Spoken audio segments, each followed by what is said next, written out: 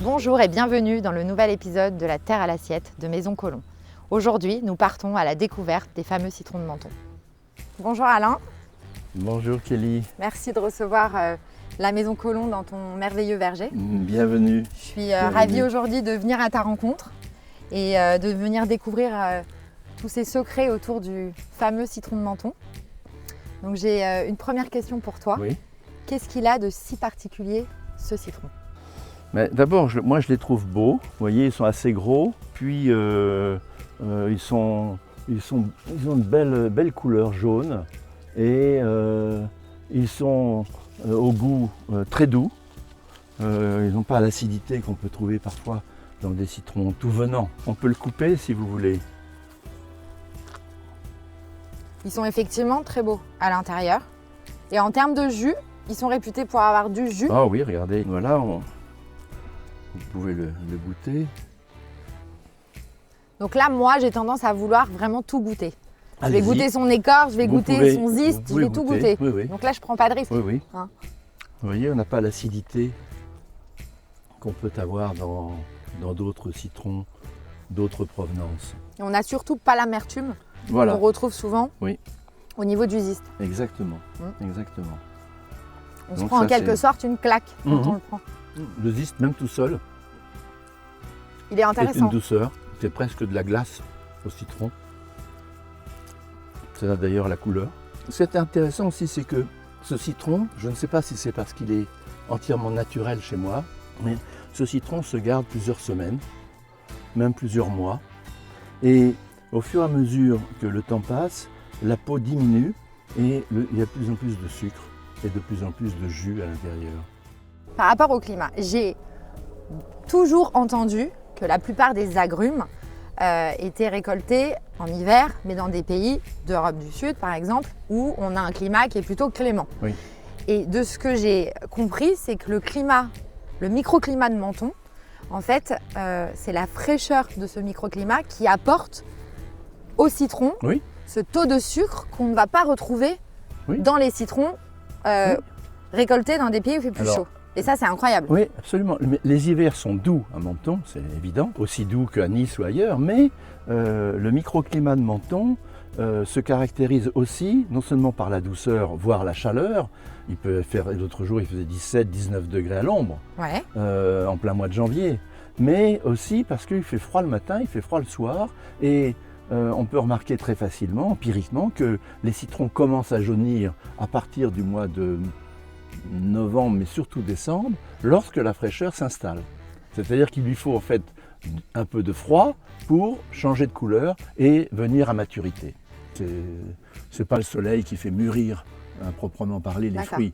C'est le temps, je veux dire la valeur temps, pas Donc le temps qu'il fait, mais donc le temps d'une du part, fruit le temps sur l'arbre. Voilà, le temps du fruit sur l'arbre, ça c'est important.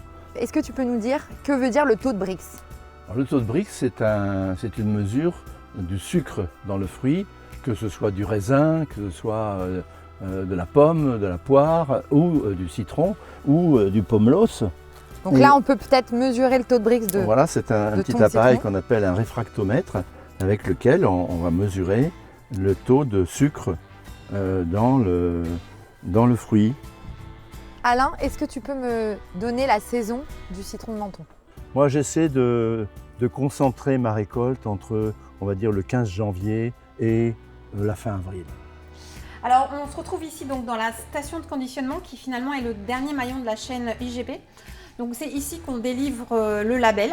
D'accord. Donc, les fruits partent donc vers nos expéditions de clients avec le label IGP. D'accord. Tu peux me dire aussi quel est le sort finalement des citrons qui ne sont pas sélectionnés pour être IGP ? Estampillés IGP. Alors, donc du coup, on les appelle les déclassés. Alors, c'est pas un très joli nom, mais nous, on leur a donné un nom un peu plus joli. On les appelle les maravilles, D'accord. ce qui veut dire merveilleux en mentonné. Ok. Et donc, ces citrons-là, on les vend sous forme de citron de pays à d'autres clients qui veulent avoir un produit un peu moins onéreux. Plutôt pour des produits transformés par exemple. Par exemple. D'accord. Voilà Kelly, on t'a préparé 5 kilos de Génial. citron de Menton. Bah, écoute, merci beaucoup. On n'a qu'une envie maintenant, c'est d'aller promouvoir ces citrons un peu partout, les emmener au sommet. D'ailleurs, ils partent à destination d'un grand chef à 1850 mètres d'altitude.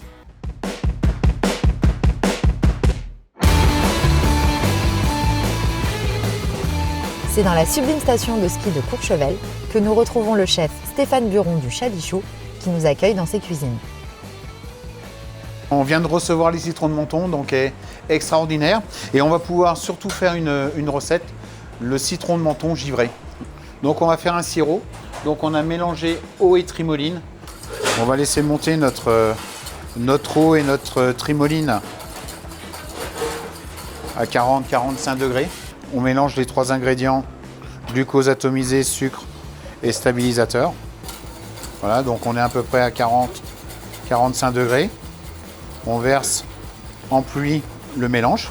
C'est une recette signature, mais c'est surtout une recette, j'allais dire d'enfance, mais oui, j'avais l'habitude de manger toujours ces citrons givrés qu'on pouvait retrouver dans tous les restaurants.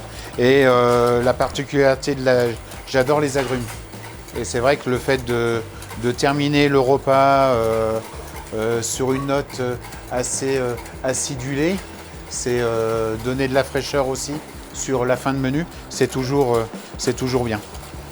Voilà, donc on a l'ébullition et on va verser notre sirop sur le jus de citron. Alors l'astuce, bon là on l'a fait en direct, ça serait mieux de refroidir un tout petit peu le sirop avant de l'incorporer sur le jus de citron. Je suggère à mes pâtissiers, c'est une fois que le sorbet sera fait, de mettre du blanc d'œuf cru pour pouvoir aérer le sorbet. Et ça, c'est quelque chose d'extraordinaire.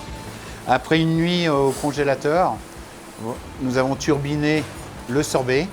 On a rajouté du blanc d'œuf. Donc sur une recette de 500 grammes, on rajoute 50 grammes de blanc d'œuf. Ça nous permet que quand on va turbiner et qu'on voit foisonner le sorbet, d'avoir de l'air et d'avoir quelque chose de plus onctueux, de plus léger.